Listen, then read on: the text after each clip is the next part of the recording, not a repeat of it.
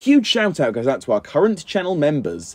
If you're interested in gaining a channel membership, then feel free to head over to my channel profile and click the join button. Also, we do have a Ninjago Discord server. It's a great way to communicate with myself and many others. For more details on that, click the very first link at the very top of the description of this video. Thanks. Recently on the channel, we've been talking a whole lot about this upcoming Quest for the Lost Powers Ninjago book that is scheduled for release in the very near future, as it's proven to be pretty controversial, all things considered, but that's neither here nor there in this particular instance, as today, well, we're going to be talking about some extremely interesting new leaks and reveals for this book, as we do actually have an insight into Kai's particular story in regards to this novel, and let me just tell you straight away, it's extremely interesting if I do say so myself. So as I was saying, essentially, we have a few pages that have been revealed to us, once again, that reveal something much deeper in terms of Kai's story within this particular book.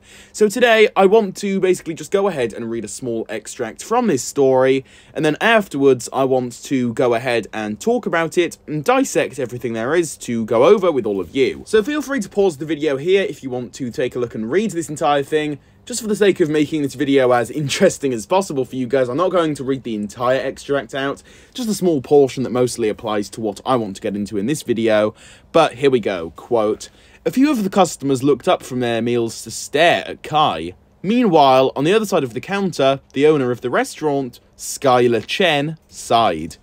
'It looks like the same amount of noodles you slurped 5 minutes ago, Kai,' Skylor said, brushing a stray lock of dark red hair behind her ear. 'Don't you have anything better? I mean, something more important to do?' Kai wiped his mouth with the sleeve of his sweatshirt and frowned.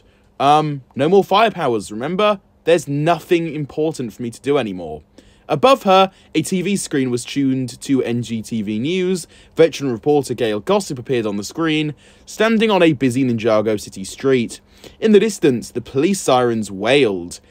Crime in Ninjago City has been rising steadily ever since word got out that the ninja have lost their elemental powers," the reporter was saying.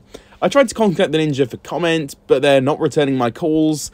And then the next part I want to go over is here, where Kai shrugs.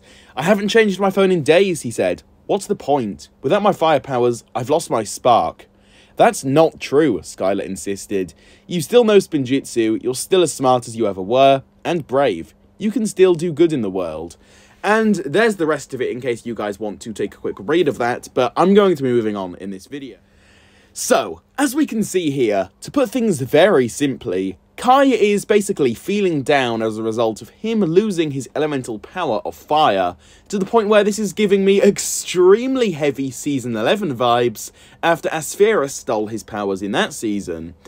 But I do have to say, I like this concept. It's still not completely clear as to whether or not this will be canon to the show or not, this entire story that is, but this arc is definitely interesting, and Kai focus is always a good thing, as we have definitely been lacking that for a while now, so I can only hope that the arc present in this particular book will give him a much more deserved growth and development as a character, and I am going to go ahead and assume that after Kai going through this form of struggle within this book, well, at the end of this arc, he will end up regaining his powers in classic Ninjago fashion. That's my own small little spin on things there, and that's my little theory as to what's going to be happening.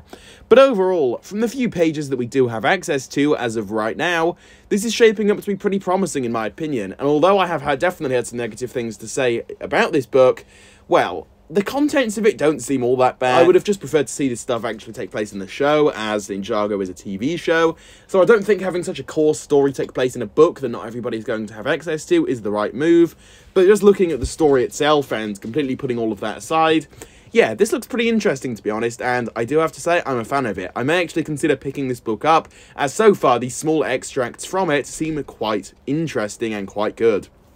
But with all of this being said, that is just about going to cover it for this video here, so hopefully you guys did enjoy. Feel free to leave any of your own thoughts on this down below in the comments, though I would love to hear your own thoughts.